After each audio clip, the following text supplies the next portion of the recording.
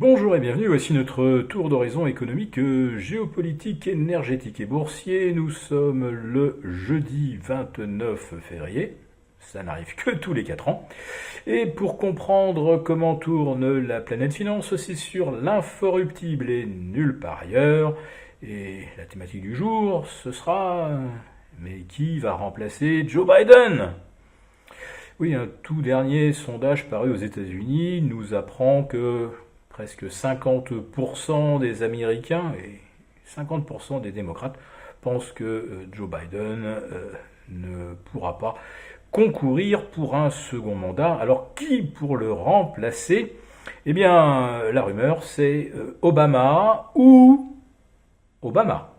Alors, ça sera soit Barack Obama, sachant que il est assez souvent présent à la Maison-Blanche depuis quelques mois, ou pourquoi pas Michelle Obama, qui pourrait être la première présidente des États-Unis. Et ce sera un très bon choix face à Trump, parce qu'évidemment, pour capter le vote féminin, ça serait de loin la meilleure candidate. Alors aujourd'hui, tout le monde avait les yeux braqués vers les États-Unis, non pas pour les raisons politiques que j'exposais, mais tout simplement parce que c'était le point d'orgue de la semaine, la publication du chiffre de l'inflation PCE, c'est-à-dire le panier de la ménagère, la statistique la plus surveillée par la Fed, avec peut-être la statistique de l'emploi. Eh bien, c'est un non-événement. Il ne se passe strictement rien, ni à Wall Street ni à Paris, qui aligne une 4e séance à l'horizontale. Wall Street ouvre quasiment inchangé, car tous les chiffres publiés aujourd'hui sont exactement ceux qu'attendaient, voire qu'espéraient les marchés, à savoir une inflation globale à 2,4%, tout ça c'est grâce aux effets de base, je vous rassure, le pouvoir des ménages américains, il ne se dégrade pas de 2,4%, c'est bien au-dessus avec des loyers à plus 6%. L'inflation core, c'est-à-dire hors éléments volatiles, énergie, alimentation, ressort lui à 2,8% contre 2,9% précédemment. On espérait moins 0,3, on a eu moins 0,2. En revanche, l'inflation globale d'un mois sur l'autre, en incluant donc les carburants et la nourriture, progresse de 0,3. Donc on a vraiment touché le point bas sur l'inflation fin 2023. Alors je vais quand même pousser un petit cocorico, tout simplement parce que la France échapperait à la récession. Au 4e trimestre 2023, l'INSEE a retravaillé les chiffres et fait apparaître une croissance, oui, vous entendez bien, une croissance de 0,1%. Par contre, l'emploi, lui, a reculé de 0,1%. Alors j'imagine qu'on a dû redresser les effets stock, les effets investissement. Bon, tout le monde perçoit bien qu'il n'y a pas de croissance en France, et un véritable effondrement d'ailleurs dans le secteur de l'immobilier. Et les résultats du promoteur Nexity aujourd'hui en témoignent.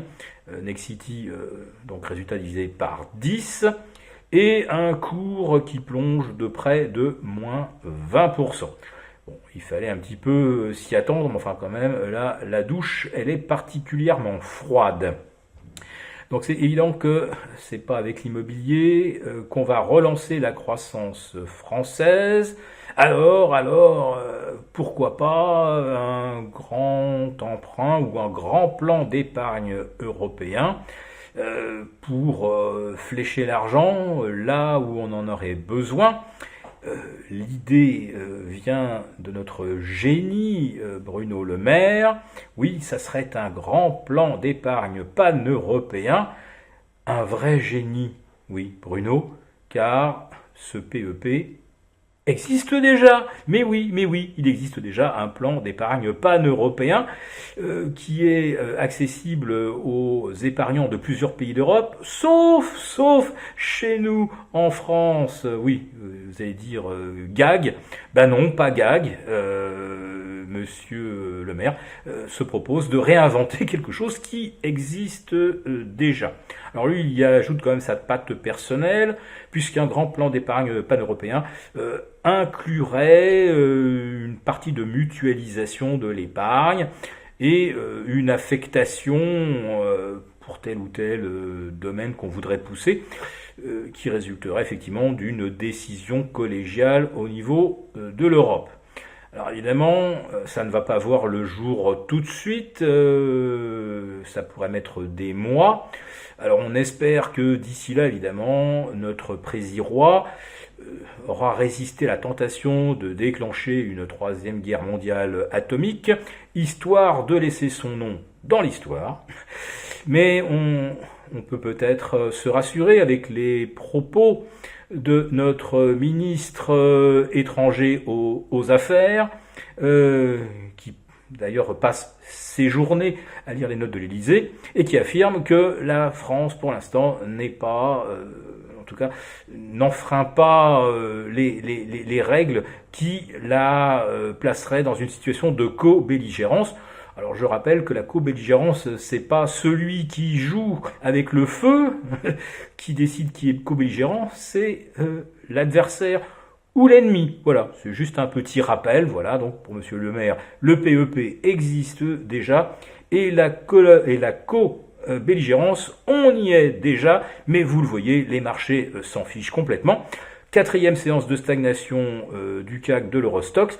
Mon scénario de lévitation jusqu'au 15 mars prochain commence à prendre forme. Voilà, si cette chronique vous a plu, n'hésitez pas à nous mettre un pouce.